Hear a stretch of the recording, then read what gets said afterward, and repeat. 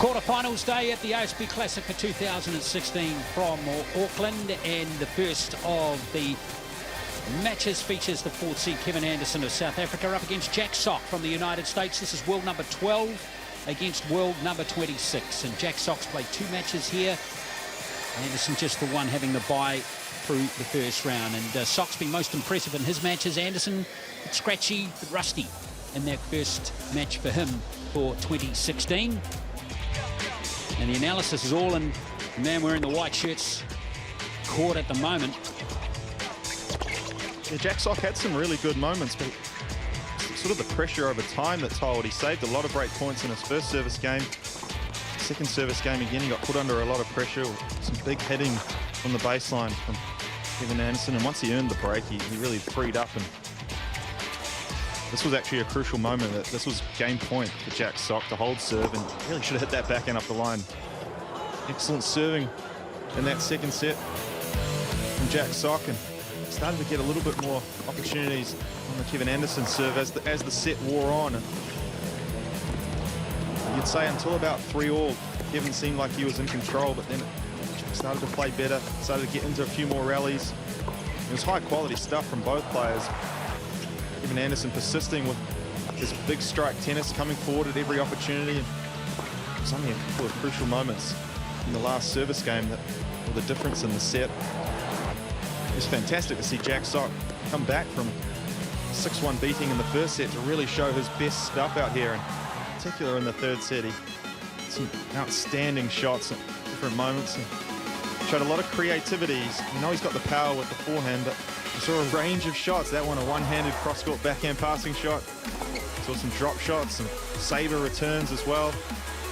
It was a high-quality third set from both players, holding comfortably on serve, and it wasn't until the 5-4 game, as it was in the second set, that the opportunity came for Jack Sock, and he took it with aplomb, returning better and better as the match went on, and some 2 very crucial backhand passing shots in that last game. This one cross-court to give himself a match point.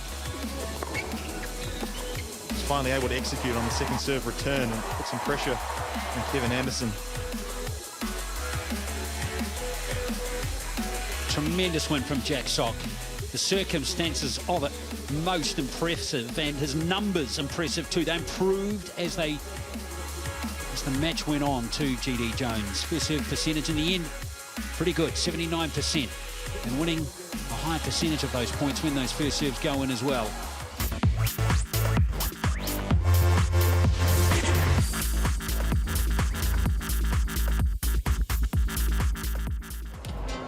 Quarterfinals action at the ASB Classic here in Auckland. Glenn Lama here and GD Jones alongside me as we head to a match between David Ferrer, the top seed, and this man, Lukas Rosol of the Czech Republic. Relentless concentration from the Spaniard, and highlighting why he's so good. There were flashes of brilliance from Rosol. Yes, particularly early. Those drop shots, 2 of them, 3 of them in the first couple of games were superb, but he misjudged that one, Rosol. And from there, Ferrer started to dominate.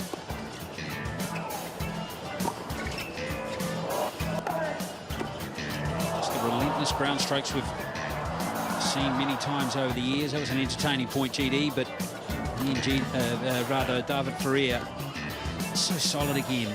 Anytime he has the ability to set up with his forehand, David Ferrer invariably wins the point. He puts you on a string, makes you run side to side. He's got such good control.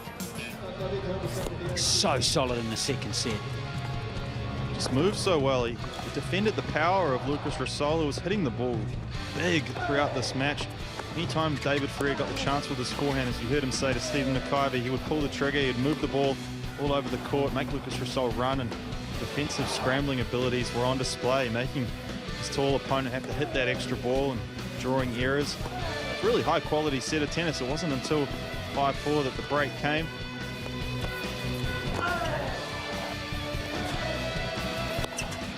He broke the serve to claim the first set, and then the match, the second set to win the match. 11 unforced errors in 74 minutes of play. It's about one stats. every 6 minutes. More than one every 6, or just over 6 minutes per unforced error. It's amazing, isn't it?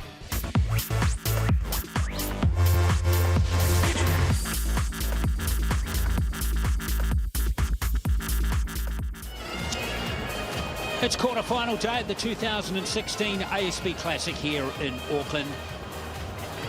Glenn Lama here, Robbie Koenig alongside me, and we're about to enjoy a match between Roberto Bautista Agut of Spain and John Isner from the United States, the two-time champion in this quarter-final. The winner through to the semis. All the drama came at the end of that set. Early on, it was solid play from both players. Very entertaining rallies. This one here, Robbie.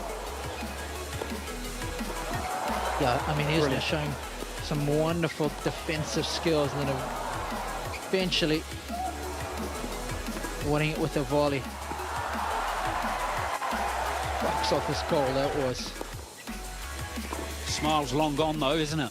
Because it was shots like this that suddenly got Bautista Agut back into the set. And check out some of these returns.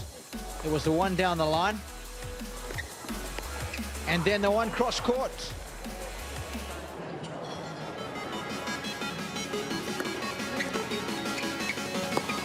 Yeah, in fact, it was Bautista Agut who started that second set really nicely, and then that backhand there, he started to find his range on. Very intelligent tennis. More and more returns started to find their mark as far as Isner was concerned. We know the serve is always going to be pretty much on song for him. Like that pattern of play as well. The second serve being attacked immediately, and again it was more of the same. That forehand in particular was vaporized. That one wasn't too bad either.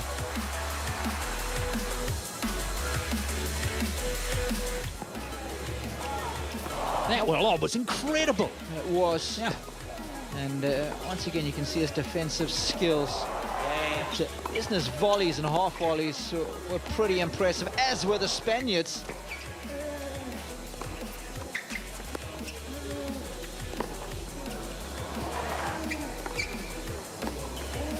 That was when Isner was throwing everything at him.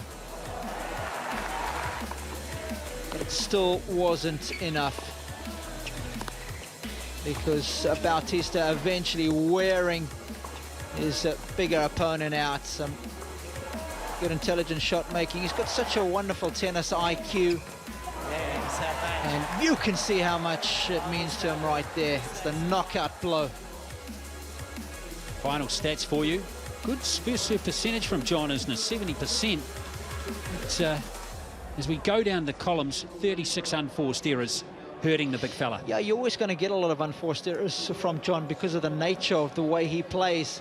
And I know you're surprised by that first serve percentage, but that's the thing about Isner's serve. It's big and it is consistent. So again, that highlights how well Bautista Agut would have had to return today in order to get the win. So plenty of props to him.